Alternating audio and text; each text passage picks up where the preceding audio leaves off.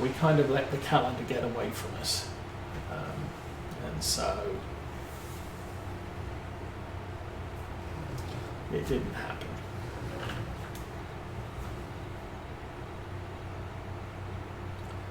We planted a ton of onions, and onions is another thing. You know, you can run out into the backyard and, you know, pull one and use it in a meal.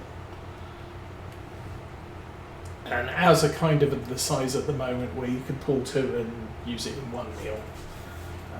And but we eat onions in everything, so growing our own, I mean, it saves money because we don't have to go and buy onions every couple of days, but still it's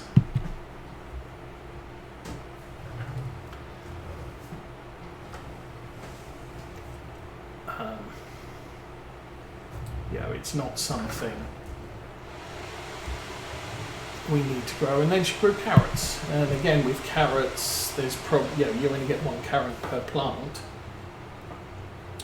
so if they grow up to be big carrots, we're probably going to have 1 meal's worth of carrots,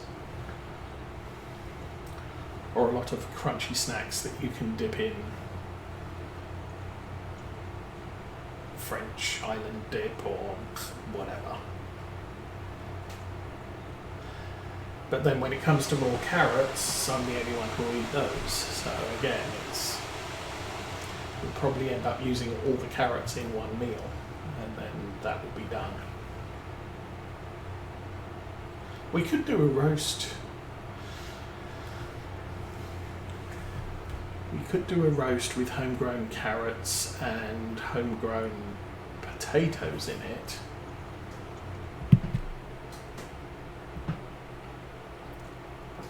Because the beef we get from a farmer friend of ours. So that's a nice thing to have around.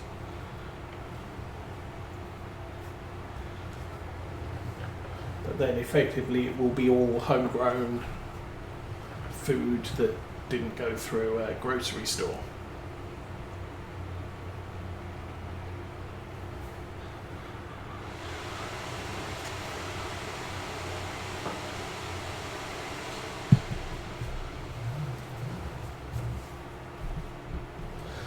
Again, my computer fan is whirring away.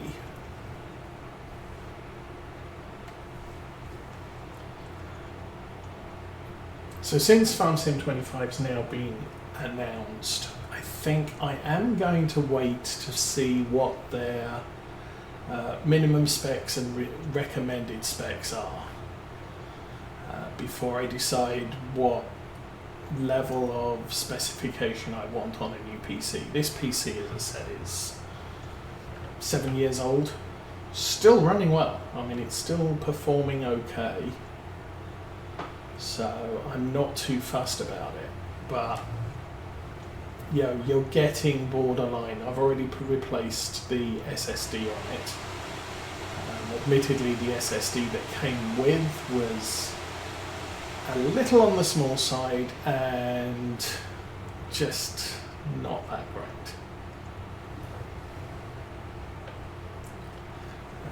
I bought a new one to replace the old one, and then Mrs. Osa's got exactly the same PC a couple of months later. Her SSD blew, and so I bought the same one mine has.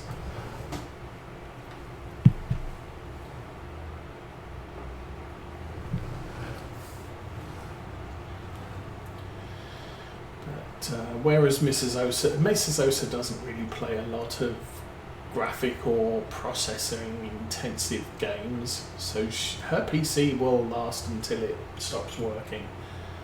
Mine, I'm noticing that new games are beyond my system spec to run even, sufficiently. And I had the same, my previous PC, Train Sim World beta was made available probably want to say summer of 2017, and I did sign up for the beta and got accepted, and I'm not kidding, the game was completely unplayable. We weren't talking frames a second, we were talking seconds per frame. It was like playing a game just with still photos. Makes stopping at signals, makes seeing signals at speed impossible. Actual switching, you end up crashing into the cars and derailing half of them. And I gave it about half an hour and it was just like, yeah, my PC is not sufficient specs to run this game. The new PC, absolutely sufficient specs to run the game. I've had a lot of fun with Train Sim World, but I'm kind of at the end of my tether with Dovetail games because it's not like Farming Simulator. Farming Simulator, okay, every 2, originally now 3 years, they bring out a new game. Yeah, okay, fine. But Train Sim World, it's every single year. So they've just put Train Sim World 4 on sale, and we're probably going to see Train Sim World 5 in October, November. And I'm not paying $50 every year for that game. And I think the problem Dovetail had was they spoiled us by, what was it? Train Sim, what they now call Train Sim Classic. I mean, that was 2009. They brought out that game, and they released a technical update every single year for free. If you wanted Train Simulator 2011, you had to pay for it, and you would get 3 routes, usually an American, a European, German or French, and British. But if you didn't want to pay $40 for a new game, you got all of the technical updates in the game, and you could carry on playing with the maps and the DLC you already had. So that kind of spoilt us. It gets your player base into a mindset of, hey, I don't have to buy this game every year. It's really good. If you wanted to buy all of the DLC for Train Simulator Classic, you're probably looking at over $1,500 for all of it. But not everybody is going to buy all of it. And a lot of people, if you're like me, you're waiting till summer sales and winter sales and spring sales and Thanksgiving Day sales and all of the rest of the sales to buy the ones that you want. But they're still doing, with Train Sim Classic, they're still doing it. Train Sim Classic 2024's come out, and I think it had 4 routes on it. And I didn't buy it, but all of the graphic improvements and the sound improvements and the, what are they called? Kind of like the AI pathing improvements are all incorporated into the game. So I don't have to buy it every year. I can just go with buying the routes that interest me. But Train Sim World, every single year, the technological update, you have to pay for it. $50 every single year. So no, not doing that, not going there. I've kind of said I wish Giants would do the same with Farming Simulator, because we have so much in the way of DLC and mods, and come November you get the new game and you start from scratch. Unless Giants decides to incorporate GPS into the game or seasons into the game, if that's what you like playing with, you've got to sit around and wait for the modders to get on with creating them. And that's usually a month or two. Brand new maps. Oxygen David's already said he's got his next map ready, or almost ready. Not going to be an FS22 map, it's going to be an FS25 map. But it's currently set up to play in FS22, obviously, so at least he can test most of it and then migrate it over, and it usually takes a couple of weeks, a couple of months from release to get it over. Now I don't know, that's the thing, I don't know when the modders get the Giants tools to make mods, so they have to wait for that to happen before they can start working on converting 22 to 25 mods. But still, we know it's going to be available, but it would be so much nicer if all of the DLC in FS22 and all of the mods in FS22 were at least compatible with FS25. If you want to take advantage of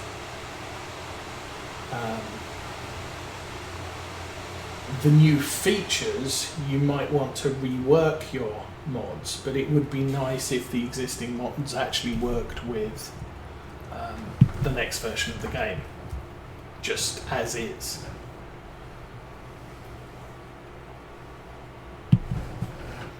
But yeah, I have noticed that there was GPS irrigation.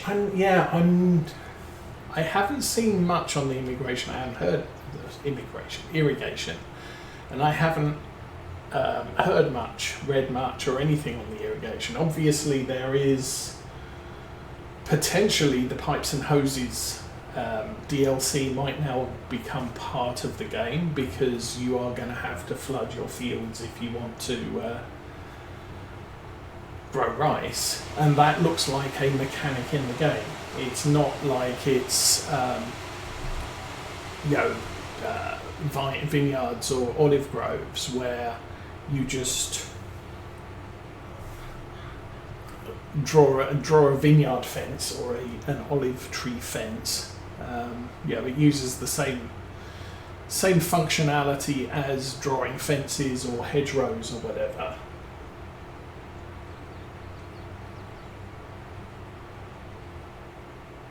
Yes, but that's a requirement of growing rice. Rice paddies start out flooded,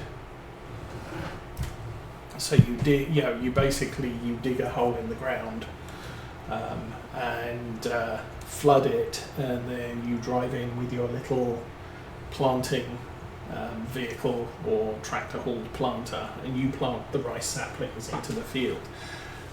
Don't know whether that's going to be directly translatable to also having pivots in cereal fields or whatever, but irrigation could be a thing, or it might just be limited to rice. We don't know, but it does. The potential's there.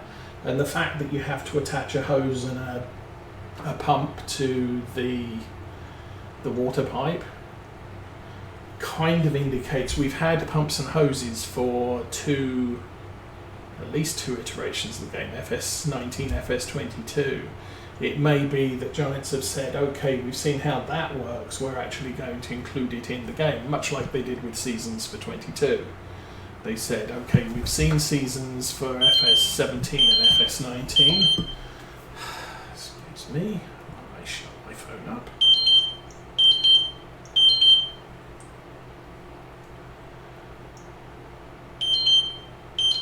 Hush.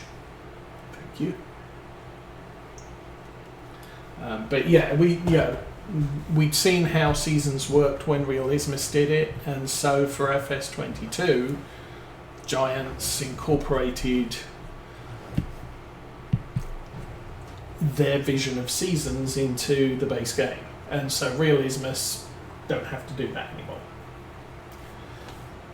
But that doesn't stop Realismus from working on something else if they felt like it.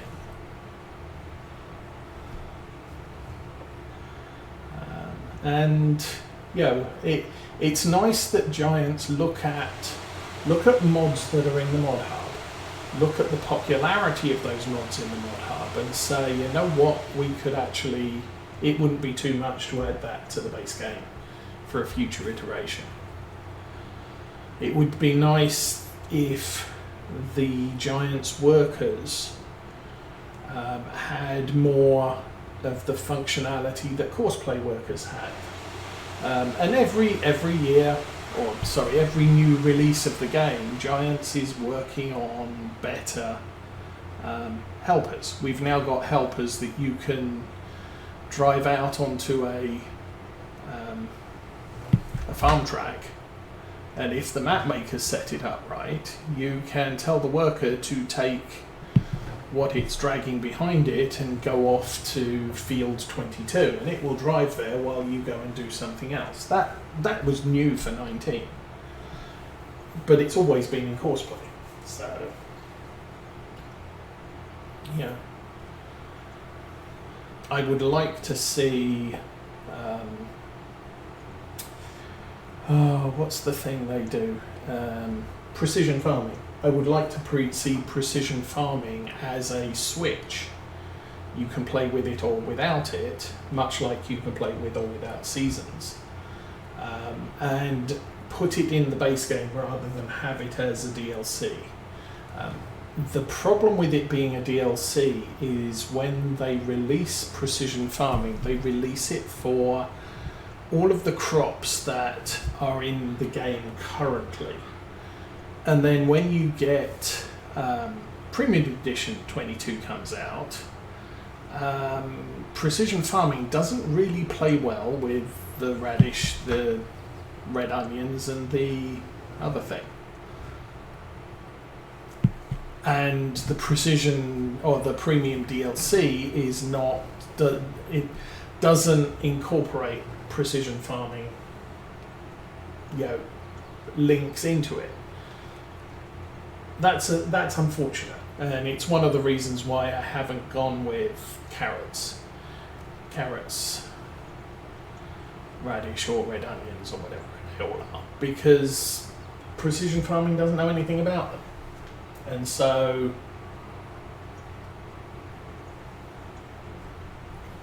I don't think in 22 olives and olives and grapes don't really play well with precision farming either. At least they do a bit, but there's it's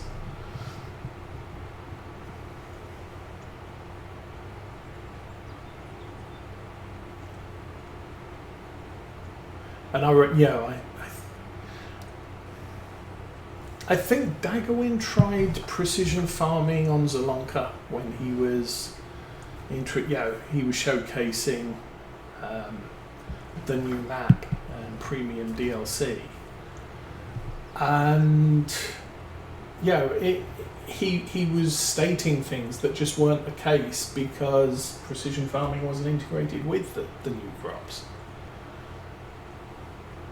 And it would, it made the series very, very frustrating to watch.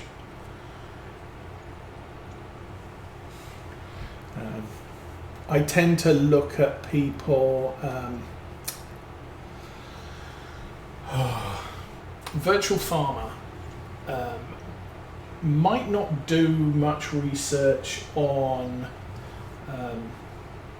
all the things. And he may forget stuff, but he does pay attention to what's going on, and so he'll do a thing, and then at the end of the episode or at the beginning of the next episode, he'll sort of say, "Well, I got that wrong, and that didn't work out too well for us, but now I know that I need to do this instead," which makes his series a lot more educational. He might make a mistake, but he says, "This is the mistake I made, and this is what we do to remedy the mistake."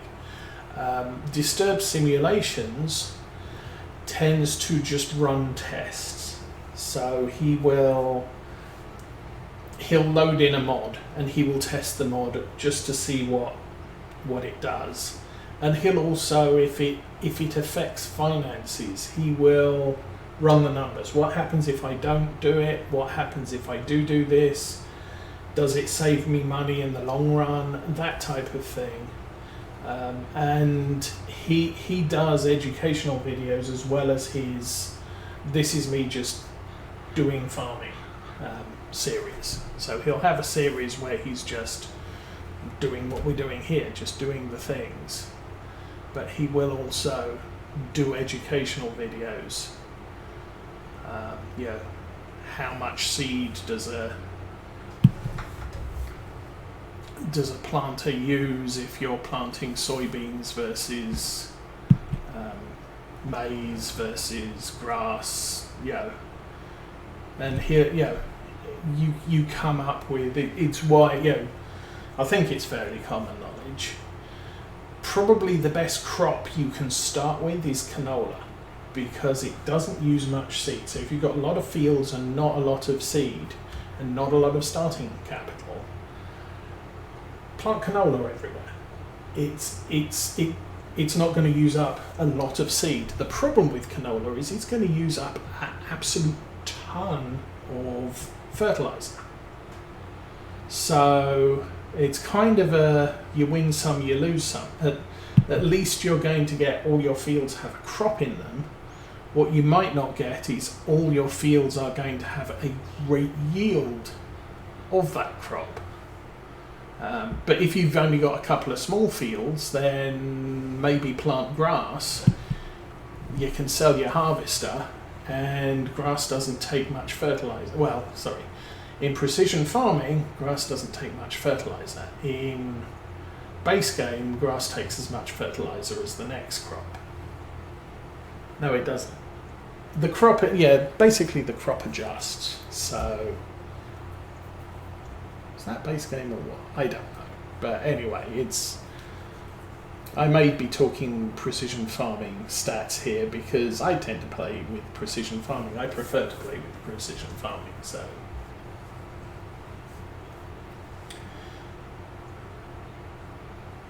Yes, and that's the thing. You can save yourself money, but soybeans you need a lot more seed than you do with canola. So if you just and I've always got this what's the word for it? A view that having crop in a field is much more useful than having the best crop in the field, because having crop in the field is automatically going to make you money. If soybeans plants uses 50% more seeds, then maybe I can plant all my fields with canola, but I can only plant 2/3 of them with soybeans, and then I run out of money and seeds. So I would say it's better to have all my fields with canola than 2/3 of my fields with soybeans, because that's income from every money-making piece of land. And playing base game without seasons, the best thing you can do is to plant stuff. So as soon as you've harvested it, you plough, you cultivate, you plant. You then throw a bunch of fertilizer down on the field, and then you leave the field alone until it's ready to harvest. But you're always pushing to have something growing in the field, because that's how you make income. And any time you have a field sat around doing nothing, it's not making you money. So, taking a field and putting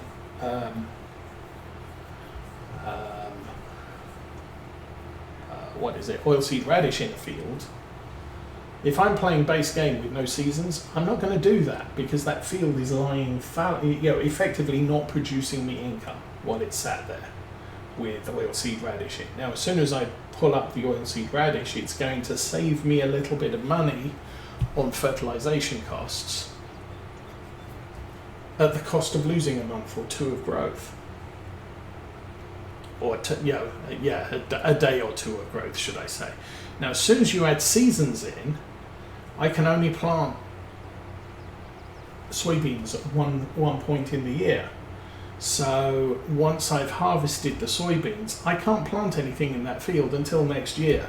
So I might as well plant oilseed radish, because oilseed radish is a very cheap crop to plant. It's the most efficient seed usage of all the crops, and it adds a level of fertilization which saves me money.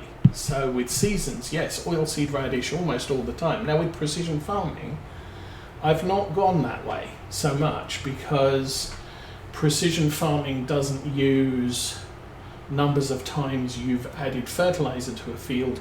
Precision farming uses nitrogen, and base precision farming does not add nitrogen to the field if you plough in a crop. You just lose what you had there and wasted your time. Now this playthrough, I've added it's not conservation farming mod. What that does is, if you have a cereal crop and you chop the straw instead of dropping it, it adds nitrogen back to the field. It actually adds more nitrogen to the field than you need for grass. So do not harvest cereal, chop the straw and plant grass, because you will have too much nitrogen in your field. Your grass may suffer for that. But if you're going to plant canola in the field next time round, chop the straw, because canola needs an absolute ton of nitrogen, and so adding some with the chopped straw is a good plan. You could plant barley and just mulch it in, and that will add nitrogen with this conservation farming mod. You can do grass, and so long as the grass is at least partially grown, it will add nitrogen to the field, and the same with oilseed radish. So I could actually go back to, because I've got conservation farming and precision farming and I play with seasons, I could go back to planting oilseed radish. Now, I could do that, but frankly, I can get better return for grass, because I've harvested my cereal crops back in July, and I planted grass in those fields. Actually, was it July? No, it was probably August. Yeah, no, it was July. We harvested all of the cereal crops back in July. August was maize and, oh, that's a bad split. August was maize and grass, silage. But I planted grass in those cereal fields, and so now I have a lot of grass growing for November, when we do our final cut of the year. And I could, that's handy, wait until March and harvest those crops again, or harvest the grass again, another big silage cut. But I might not want to do that, because if I mulch the grass in spring, that's going to add nitrogen to the field, which may be a more cost-effective way of doing it than